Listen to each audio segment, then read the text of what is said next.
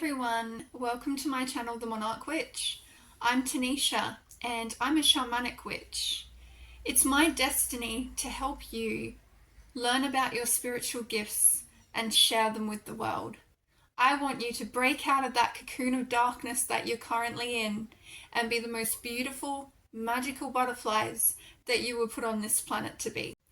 And I do this by talking about my own experiences that I've had since I was just a child, as well as channeling information from my spirit team, who's also been there to help me since I was a child. And there'll be a spirit team helping you on this journey as well. Today's topic is going to be quite controversial. I'm going to be talking about hexes and curses, but not in the way that you think that I might be talking about them. I'm not talking about the hexes and curses that witches are believed to have used or be using. I'm talking about the hexes and curses that have been put on spiritually gifted people to suppress our gifts for generations. With this video today, I intend to break those curses and hexes. But first off, I've got to explain to you how they've been put on us and how they work and why it's important for us to understand that. Now I'm going to be talking about religion, specifically the Bible, which I have done in a lot of my videos. So I just want to put a little disclaimer here. There is positive and negative in every establishment and in every part of the world. And this includes religion. There is a lot of positive in religion. There is a sense of community. There is help to charities. And there has been love spread with religion as well. But for the purpose of this video, I need to talk about the negative aspects of this religion and what they've done to spiritually gifted people with this religion. We're going to be talking about one specific curse today. But if you read the Bible like I have done, and I've not actually read all the way to the end, but I've read quite a bit of it, enough to know that there was more than this one curse put into it. But the one curse we're going to be talking about today is "Thou shalt not suffer a witch to live," because I believe that is the most well-known curse. It is written and it is spoken out loud, therefore it is a spell, and it is intended to harm, therefore it is also a hex or a curse. If you don't believe me, you need only look at the evidence. What happened in the Dark Ages because of that verse?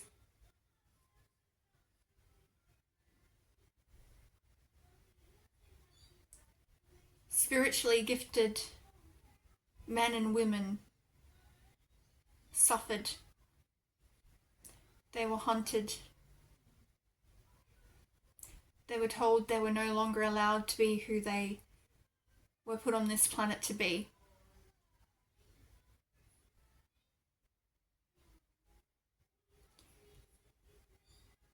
And I have a past life connection to this. So you have to bear with me for a little bit because it can make me quite emotional. Now, it was spiritually gifted men and women that suffered.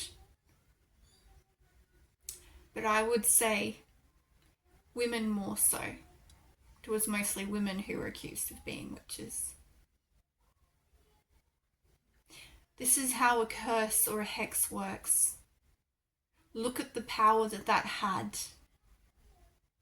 to turn so many people against the spiritually gifted or against women in general. The thing that breaks my heart the most is we women turned on each other. And I can understand why. We had to protect ourselves.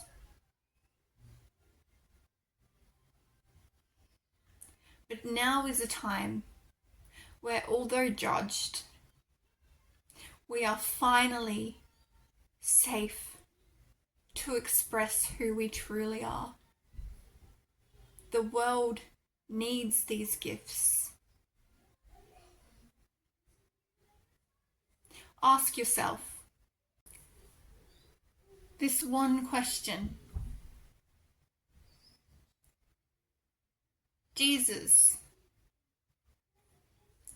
preached love above all else. He helped anyone and everyone, the most judged, the ones who were judged as sinners. He stood against establishments. So I want you to ask yourself, does it make sense that he would say, love everybody, except witches? Let's not love them. Love everybody, except anyone who worships any other god or goddess. Let's not love them. I think if you look deep, you realize that doesn't make sense. Because it sure as hell doesn't to me.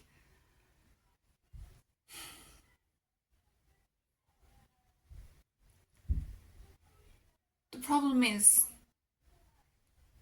because these verses are still in circulation in this book, this curse is continuing. And it's up to us now to stop it. It makes me angry that they accuse witches of using hexes and curses. And they fear us so much because of that. Yet the biggest curse is the one that was put onto witches. If you want to break this generational curse right now, then I want you to put in the comments below the generational curses put onto all my fellow spiritually gifted people from religion or any other avenue no longer applies. I hereby break this curse, and I will be who I am truly meant to be, who the Divine Mother and Father intended me to be. That's one step. The next step is to listening to any guidance you receive in order to help you break this curse. But I'll give you one of the first steps. We will no longer stand against each other when we are judged, or even if it gets as bad as it did in the Dark Ages. We have to make a vow now, which you can put in the comments below as well, that this time we will stand with each other. We will stand together in love. Especially women. We will celebrate each other. We will no longer turn on and judge each other.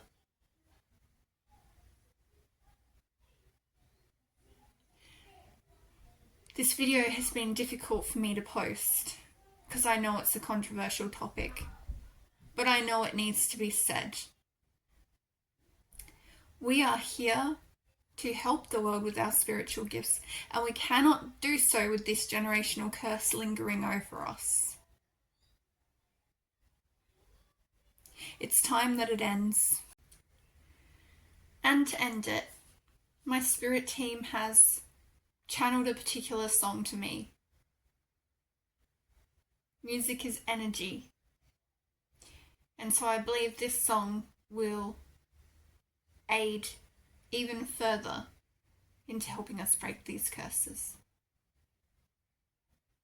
And it goes like this. Rise up and face your demons. Rise up and face your fears. Rise up and face the devil. Rise up and dry your tears.